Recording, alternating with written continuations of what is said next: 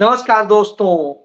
वो कौन है जो सबसे बड़े खलनायक हैं जिनके कारण आरएसएस इतनी ताकतवर हुई और भारतीय जनता पार्टी नरेंद्र मोदी आज तानाशाह बनकर देश में बैठे हुए हैं, कुर्सी पर बैठे हुए हैं और आरएसएस मुख्यालय यानी नागपुर से अब स्पष्ट हो गया है देश की सारी सत्ता चलती है। जी हां, आज इस पर आपसे बात करूंगा और बात करूंगा कि जयप्रकाश नारायण, जिन्हें जेपी कहते थे, और राम मनोहर लोहिया ने कैसे नेहरू के साथ रह के उनके हार बन के उन्हीं के लिए आस्तीन के सांप का काम किया, देश के लिए, समाज के लिए और आपके लिए।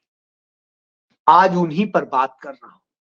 कैसे समाजवाद का एक ड्रामा करके पहले कांग्रेस समाजवादी दल बनाया गया जो कांग्रेस के अंदर ही था, और उसके बाद उसने असली रूप में आ गया, और आने के बाद कैसे उसने आपको डस लिया। जी हां, आज इस पर आपसे बात होती है क्योंकि बहुत हो चुका। अब यह ढोंग बंद होना चाहिए कि तमाम तथाकथित समाजवादी दल यह कहते घूमे कि हम समाजवादी हैं, पर धीरे से मेरा ये काम कर दो, हम आपके लिए काम करेंगे, यह करने लगे तो आप खेल समझ लीजिए। 1941 में, दिसंबर 1941 में अचानक जेल में बंद राम मनोहर लोहिया को अंग्रेजी हुकूमत छोड़ देती है, और जनवरी 1942 में जो कांग्रेस का अधिवेशन हो रहा होता है, उस अधिवेशन में जमकर पंडित जवाहरलाल नेहरू पर वह जेपी हमला बोलते हैं जो 1940 में कह रहे थे कि हम तो नेहरू को समर्पित हैं। अब आप समझिए कैसे बदल गया।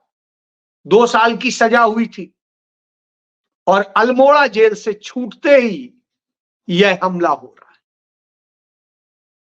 महात्मा गांधी तैयारी कर रहे थे अंग्रेजों भारत छोड़ो आंदोलन की, और यह खेल हो गए। और कैसे आरएसएस से यह कहते हुए हाथ मिला लिया कि अब कांग्रेस को खत्म करना है, उसके लिए चाहे शैतान से भी हाथ मिलाना पड़े तो मैं मिलाऊंगा। और कैसे जयप्रकाश नारायण 1959 में जाके आरएसएस शाखा में आरएसएस के लोगों के साथ बैठ करके दिल्ली में और चर्चा कर आए थे, गणित फिट कर दी थी।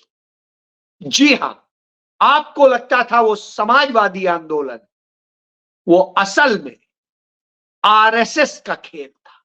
यही बात मैं आपको बार बार कहता रहा हूं, और ये आरएसएस का भी नहीं, यही डीप स्टेट का खेल है। वह खेल जिसके जरिए यहूदियों को, इजरायली जो हैं, उन यहूदियों को ताकतवर किया गया। और यह बात खुद आरएसएस प्रमुख रहे एमएस गोवालकर ने अपनी दोनों पुस्तकों में की हैं, और वो कैसे उसमें कहते हैं वही वर्ण व्यवस्था चाहिए, वही मनुवाद चाहिए, वही सारा सिस्टम चाहिए। ये नेहरू बर्बाद कर रहा है जो इसमें वो इन सब चीजों को खत्म कर रहा है। जी हां, और उसके बाद नेहरू पर हमला, देश आजाद होते ही, महात्मा गांधी की हत्या होते ही राम मनोहर लोहिया और जयप्रकाश नारायण अलग पार्टी बना लेते हैं। अब आज सोचिए किस तरह से खेल हुआ, किस तरह से ये सब काम करते रहे। इसको समझ, जयप्रकाश नारायण हो या लोहिया, दोनों ने कैसे काम किया इसी को आज बताऊंगा। राम मनोहर लोहिया का एक बहुत रईस घर में, बनिया घर में जन्म हुआ था और वहां विदेश में वो ब्रिटेन में पढ़ने गए, वहां से पढ़ के लौटे, मुंबई उतरे, महात्मा गांधी से मिले। महात्मा गांधी ने उन्हें भेजा कि जाओ उनके पास जाओ और काम करो, और उसके बाद उन्होंने धीरे धीरे धीरे कांग्रेस की तमाम सारी चीजों को कैप्चर किया, समझा। 1938 में वो कांग्रेस में शामिल होते हैं और आप देखिए 1942 में नेहरू पर हमला करने लगे। कांग्रेस के भीतर आचार्य नरेंद्र देव और राम मनोहर लोहिया और जयप्रकाश नारायण जैसे लोग सब मिल करके पहले पंडित जवाहरलाल नेहरू की मदद से कांग्रेस समाजवादी दल बनाते हैं और बाद में उसी को कैसे समाजवादी जो है से कांग्रेस हटा देते हैं और कैसे क्या क्या करते हैं, फिर समाजवादी सोशलिस्ट पार्टी कर लेते हैं और इस तरह से खेल चलता है। यह खेल वही डीप स्टेट है जो मैं बार बार बता रहा हूं, और वही आरएसएस की भी जड़ है और वही इनकी भी जड़। वो जेपी जिनको कांग्रेस ने ही सब कुछ दिया था वही आकर के करते हैं, और यही वजह है कि उन जेपी को अटल बिहारी वाजपेयी की भाजपा सरकार ने भारत रत्न तक दिया। क्यों? क्योंकि उन्होंने वही काम किया था जिससे कि आरएसएस बीजेपी मजबूत हो, और यही लाभ जो है लोहिया को मिलते रहे।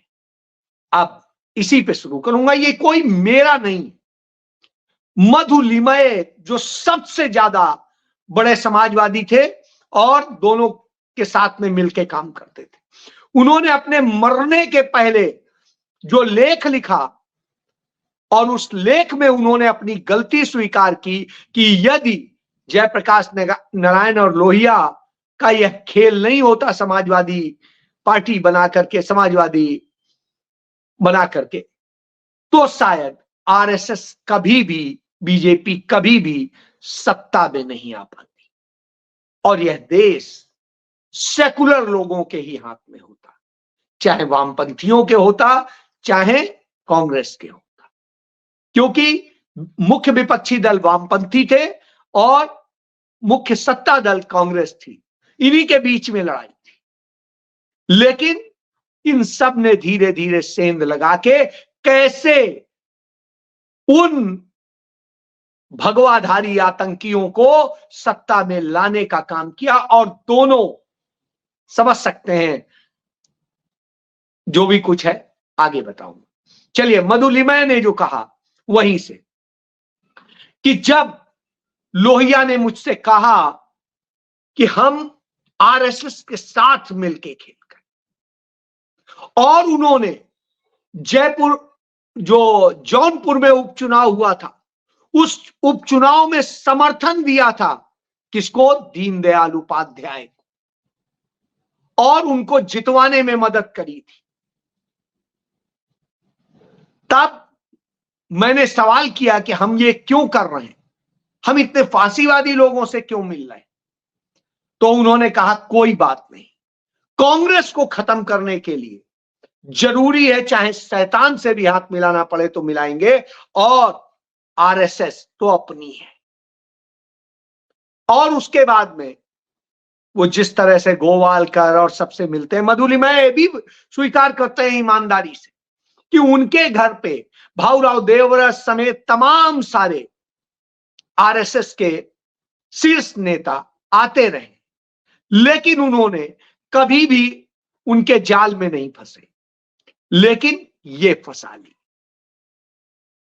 तो यह सच था, और इसीलिए उन्होंने पूरी ताकत लगाई कांग्रेस को खत्म करने के लिए, और 1967 में आरएसएस की मदद से, जनसंघ की मदद से 7 राज्यों में कांग्रेस की सरकार गिरवाई थी, और फांसीवादी और सेकुलर सब मिल करके सरकार चला रहे थे। जैसा मैं बार बार बताता रहा हूं कि देश की आजादी के पहले मुस्लिम लीग और हिंदू महासभा ये मिलकर के बांटने का काम कर रहे हैं।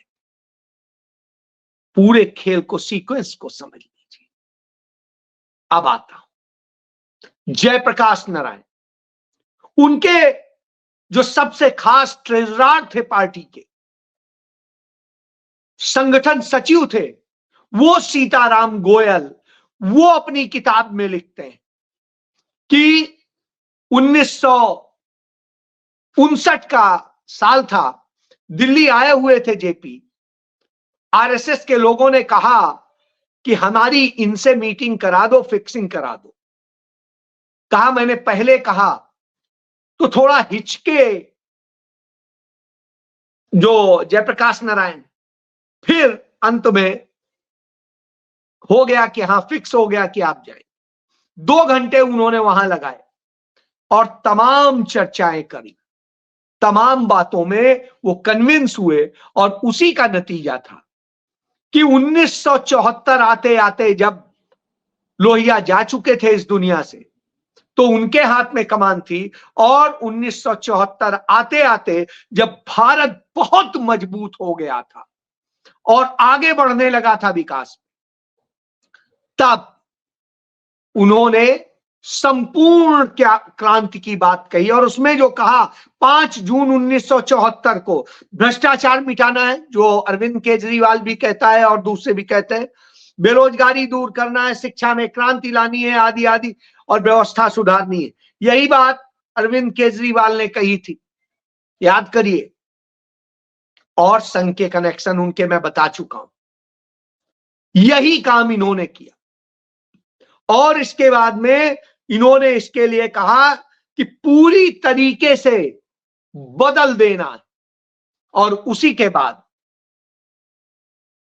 हाई कोर्ट का, इलाहाबाद हाई कोर्ट का ऑर्डर आता है, इंदिरा गांधी की सदस्यता को रद्द किया जाता है, उसी के बाद में और बहुत कुछ आता है। साल भर के भीतर वह डीप स्टेट, सीआईए और सब मिल करके जो काम करते हैं, और आपको डीप स्टेट में बता दूं, डीप स्टेट यहूदी बाहुल्य है, सीआईए उसको संचालित करता है, उसमें इजराइल की मोसाद है, और उसमें कुछ वो देश हैं जहां पर जो अंग्रेजी और बाकी हुकूमत के प्रभाव में बने थे, उनके यहां की खुफिया एजेंसियों के लोग।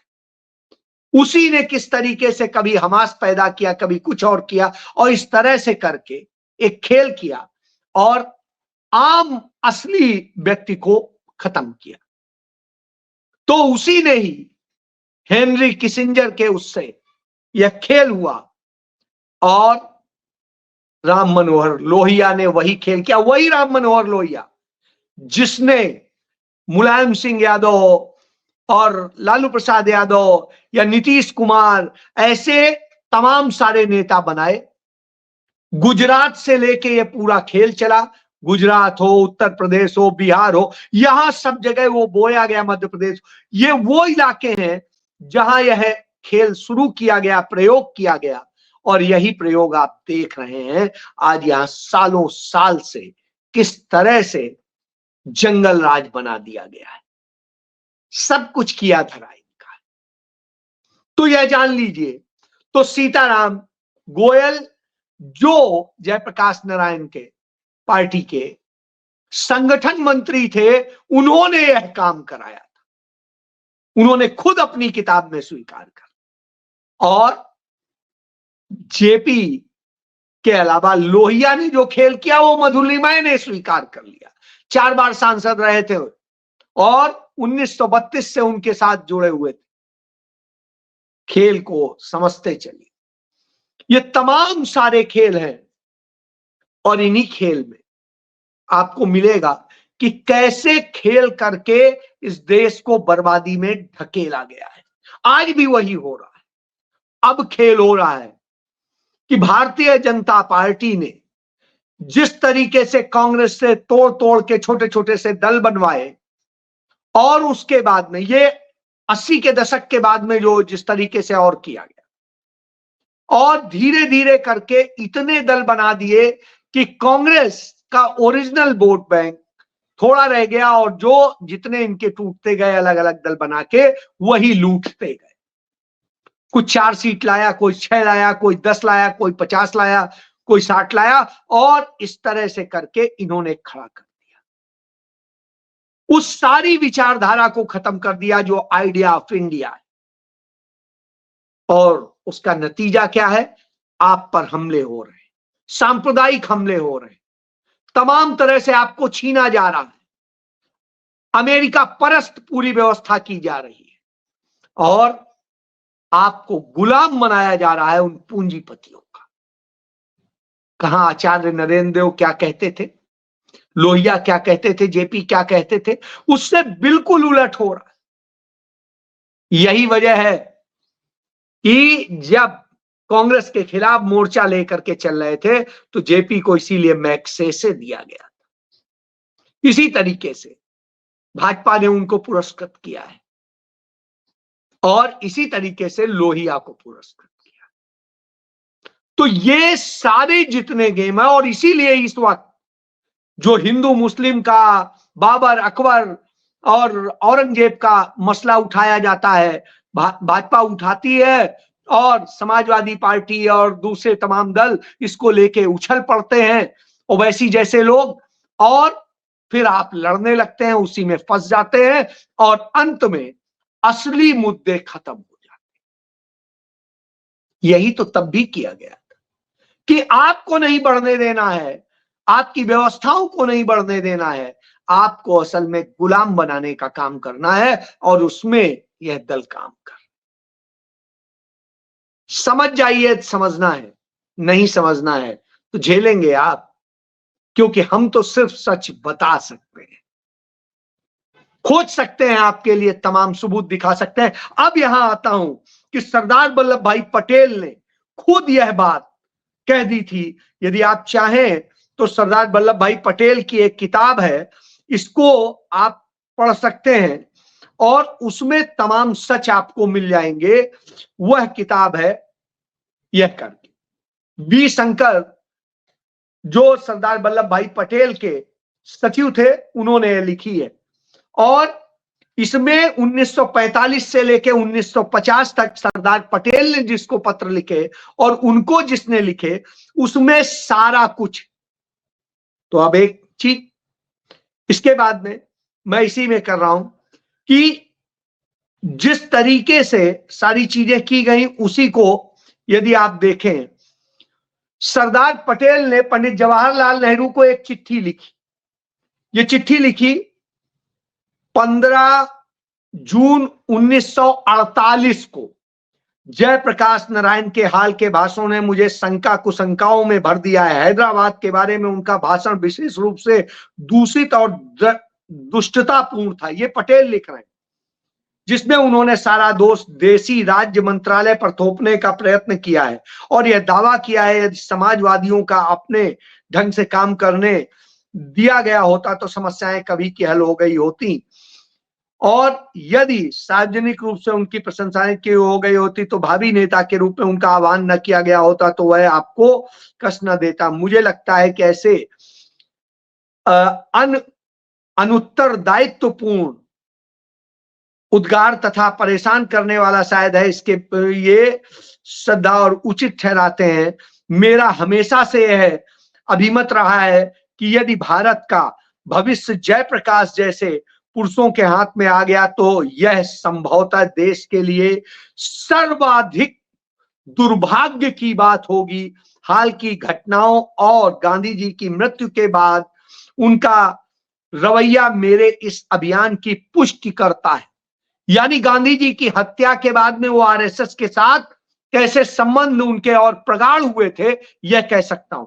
गांधी जी ने मरने के पहले एक दिन लोहिया को मिलने का टाइम दिया था, और उसी टाइम पर लोहिया उनसे मिलने आ रहे थे, और उसी समय उनकी हत्या की जा रही थी। यानी गांधी जी उस जगह निकलेंगे, उस समय रहेंगे, यह बात लोहिया को के ही जरिए शायद पता चली होगी, यह माना जा सकता है। तो यह सरदार वल्लभ भाई पटेल के पत्र में है जो उन्होंने पंडित जवाहरलाल नेहरू को लिखा। इसके अलावा जिस तरह से डीप स्टेट चलता था, डॉक्टर राजेंद्र प्रसाद ने 14 मई 1948 को इस बारे में लिखा है, वह भी उसी किताब में है, आप पढ़ लें। कि दूसरी कई बातें जिनके बारे में आपसे बात करना चाहूंगा, उनमें से एक है, ये सरदार पटेल को लिख रहे हैं चिट्ठी, कि उनमें से एक है कि किस तरह की स्थिति दिल्ली में बन रही है और क्या क्या है, उन सब को लेकर के उन्होंने पूरी बात लिखी थी। यानी जयप्रकाश नारायण और लोहिया वो लोग हैं जिन्होंने आपको यहां ढकेल दिया है, आप इसका शिकार हैं। 35 साल से उत्तर प्रदेश में देख रहे हैं, कभी भाजपा, कभी सपा, कभी बसपा, कभी भाजपा सपा बसपा, और यही देखते देखते आज आप फांसीवादियों के हाथ में हैं, यह जान लीजिए। और यही दूसरी जगह, यानी इन्होंने भ्रमित किया उन तमाम तथाकथित क्रांति और बदलाव और सारी की राजनीति के नाम पे। जैसे 2012-13 में आपको बरगलाया अरविंद केजरीवाल, ये सब एक खेल है। भाजपा ऐसे ही रूप बदल बदल के आरएसएस लोगों को रखती है और ये सब करती है। तो इस खेल को समझिए। जय